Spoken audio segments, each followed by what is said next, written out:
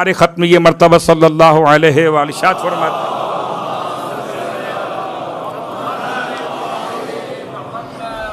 ارشاد فرماتے ما من نبی، کوئی نبی ایسا نہیں ہے الا وبعث معہ علی، اس کے ساتھ علی کو مبعوث کیا گیا ہو۔ کوئی نبی ایسا نہیں ہے کہ جس کے ساتھ علی کو مبعوث نہ کیا گیا ہو، سرن و معی ظاہرن یا جہرن، میرے ساتھ اللہ نے علی کو مبعوث کیا ظاہر بظاہر، باقی سارے انبیاء کے ساتھ رہا باطن بالباطن۔ کوئی دور ایسا نہیں ہے، چلیے اگر ایسے سمجھ میں نہ آئے تو آئیے ایک مثال آپ کی خدمت میں آج، اور یہ مثال حضرت موسیٰ اور حضرت ہارون کے دور کی بیان کر۔ حضرت موسیٰ علیہ السلام اور جناب ہارون علیہ السلام دونوں کو حکم پروردگار کا ہے کہ دونوں جائیے، جا کے فرعون کو ڈرائیے۔ جب فرعون کو ڈرانے کے لیے چلے، ایک عجیب روایت ہے، سے پہلے کہ یہ دونوں پہنچتے فرعون نے ان دونوں سے ملاقات کرنے سے انکار کیا۔ آج نہیں، آپ کل آئیے گا۔ آج کیا ہو گیا؟ عجیب واقعہ پیش آیا۔ کیا واقعہ پیش آیا؟ کہ کوئی گھوڑا سوار ہے جو ہاتھ میں تلوار لیے ہوئے ہے، فرعون کے دربار میں، فرعون کے اس مقام پر جہاں فرعون بیٹھتا تھا، اور داخل ہوا اور اپنی تلوار سے فرعون کو متنبہ کیا کہ یہ دونوں جو آ رہے ہیں موسیٰ اور ہارون، اگر ان کے خلاف تو نے ذرا سی بھی طاقت کا استعمال کیا تو تیرا سر تن سے اتار دوں گا۔ خواب کا واقعہ نہیں بڑھ رہا۔ جاگتے ہوئے فرعون نے گھوڑے سوار کو دیکھا۔ اب تاریخ کا جملہ ہے، جب وہ گھوڑے سوار نگاہوں سے اوجھل ہو گیا، اس نے اپنے سارے دربان بلا لیے، خوب برسا۔ فرعون تھا خوب برسا آگ کی طرح۔ یہ کیسے ہو گیا؟ سیکیورٹی لیپس ہو گیا۔ تلوار لے کر کوئی، آپ کو معلوم ہے کہ جب کسی بادشاہ کے پاس کوئی ملنے جاتا ہے تو ہتھیار باہر جمع کروا کے جاتا ہے، ایسا ممکن نہیں ہے ایک کوئی کسی بادشاہ کے پاس، صاحب اقتدار کے پاس ہتھیار لے کے پہنچ جائے۔ تو فرعون کے درباریوں نے قسم کھائی فرعون کی خدائی کی کہ ہم نے کسی کو گھوڑے سوار کو تلوار سمیت اندر جاتے ہوئے نہیں دیکھا۔ قرآن کہتا ہے وَيَجْعَلْ لَكُمَا سُلْطَانًا، جاؤ میں نے تمہارے ساتھ سلطان کر دیا ہے۔ صلوات پڑھے محمد وآل محمد۔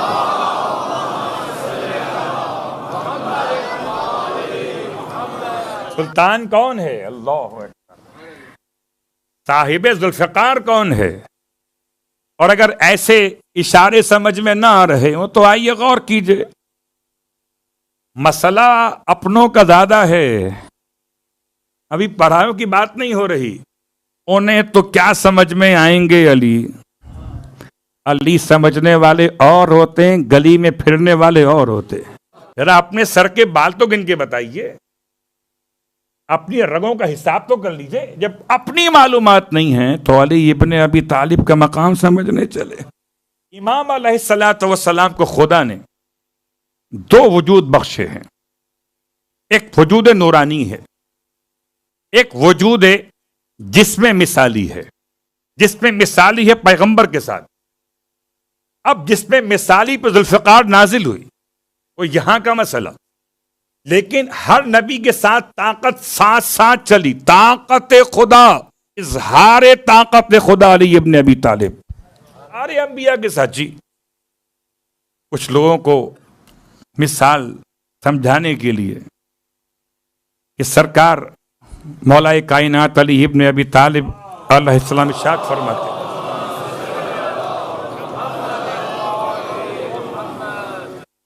عبداللہ ابن عباس مولا کے پاس پہنچے تھے کہ قرآن کی تفسیر عطا کر دیجئے، علم تفسیر قرآن۔ امام نے بیان شروع کیا، بسم اللہ کی تفسیر بیان کرتے کرتے، بہت مشہور روایت ہے، رات مکمل ہو گئی۔ اور میں چاہوں تو 19 اونٹوں پر بار ہو جائے، اتنا بیان کروں. بس اتنا سمجھو ابن عباس جو کچھ پوری کائنات میں وہ 4 کتابوں میں ہے، جو 4 میں ہے وہ ایک قرآن مجید میں ہے، جو ایک میں ہے وہ ایک سورے کے اندر ہے، جو سورے میں وہ ایک آیت کے اندر ہے، جو آیت میں ہے وہ ایک کلمے میں ہے. وہ کلمہ جو ہے اس کی ساری طاقت اس کے نیچے والے نقطے میں ہے. انا النقطۃ تحت البا، میں با کے نیچے والا نقطہ. بتاؤ آدم کے زمانے میں با کا نقطہ تھا یا نہیں؟ نوح کے زمانے میں با کا نقطہ تھا کہ نہیں؟ ابراہیم کے زمانے میں با کا نقطہ تھا نہیں؟ اور پھر سوچئے، لوگ کہتے ہیں نہیں بسم اللہ تو بس قرآن میں آئی ہے، ایسا نہیں ہے. حضرت نوح علیہ السلام کا واقعہ پڑھیے سورہ ہود کے اندر. جب آپ نے کشتی بنائی، اور کشتی بنانے کے بعد بنائی کہاں؟ کوفے میں. چلی کہاں؟ کوفے سے.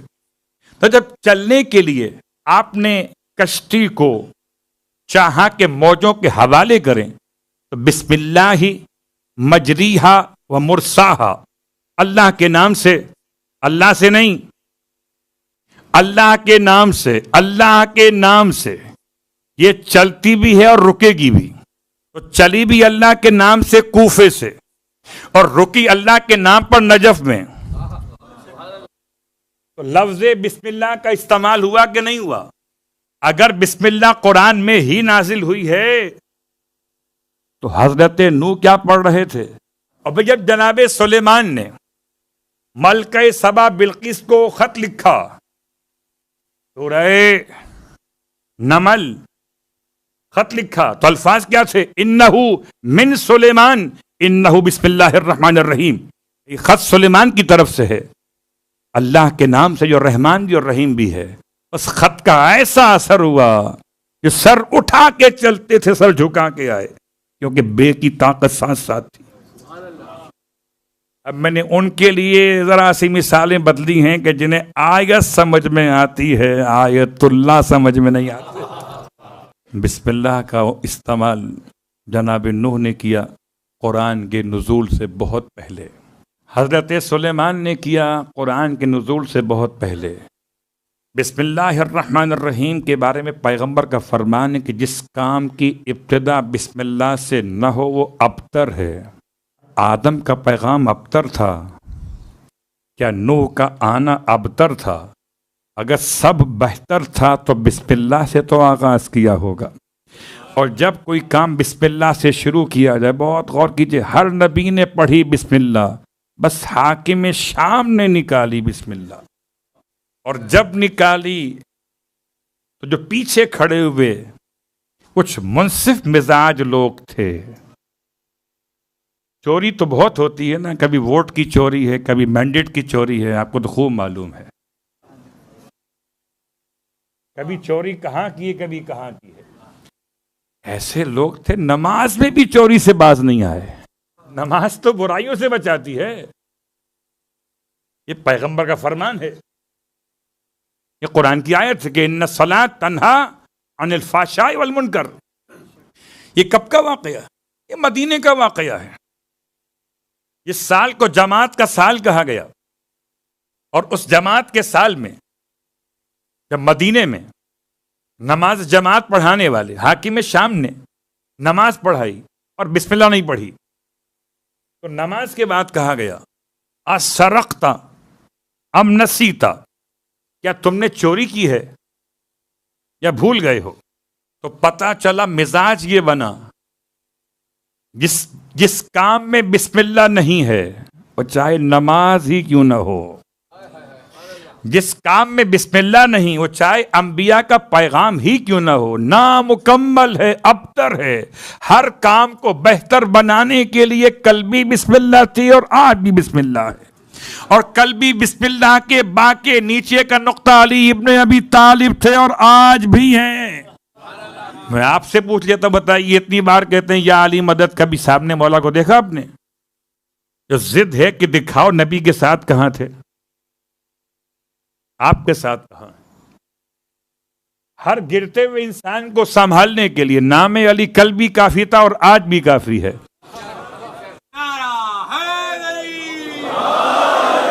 روایت ہے امام محمد باقر علیہ الصلوۃ والسلام ارشاد فرماتے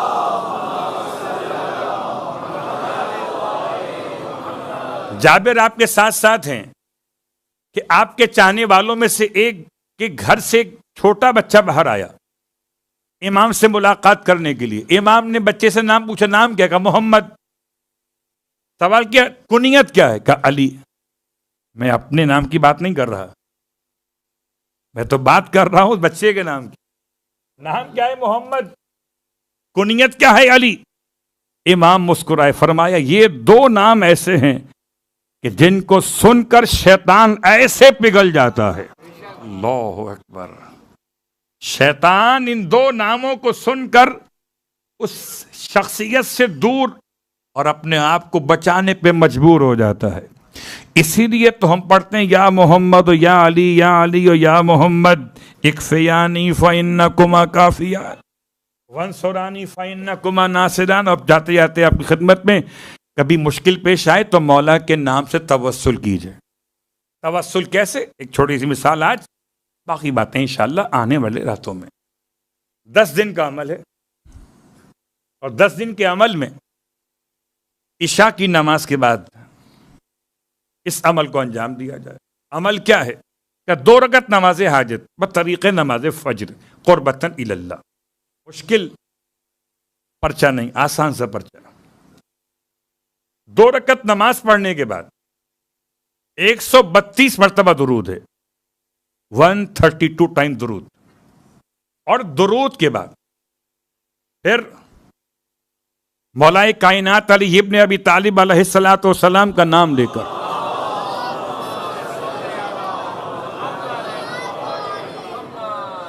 یا ابا الحسن یا علی ابن ابی طالب ادرکنی 110 مرتبہ. مولا کا نام کل بھی ضمانت تھا کامیابی کی اور آج بھی ضمانت ہے کامیابی کی. اب چاہے میدان جنگ کی کامیابی ہو, اسی لیے شاید نشان حیدر ملتا ہی شہادت کے بعد ہے کہ حیات میں اس بات کا امکان ہے ادھر رہے کہ ادھر رہے کہ کدھر رہے. شہادت ہوئی تو نشان حیدر کے قابل بنے.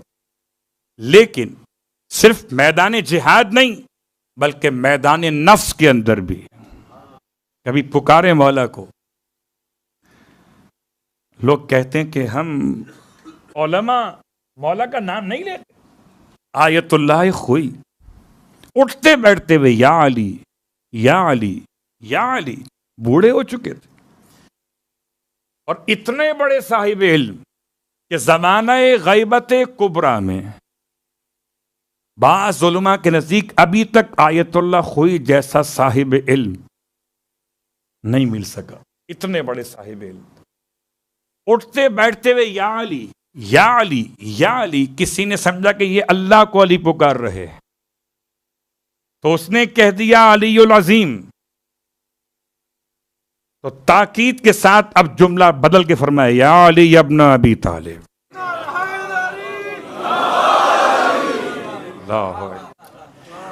کیسے کیسے لوگ وہاں تک پہنچ جاتے ہیں, ہم تو پھر بھی چھوٹے طالب. صلوات پڑھے محمد والے.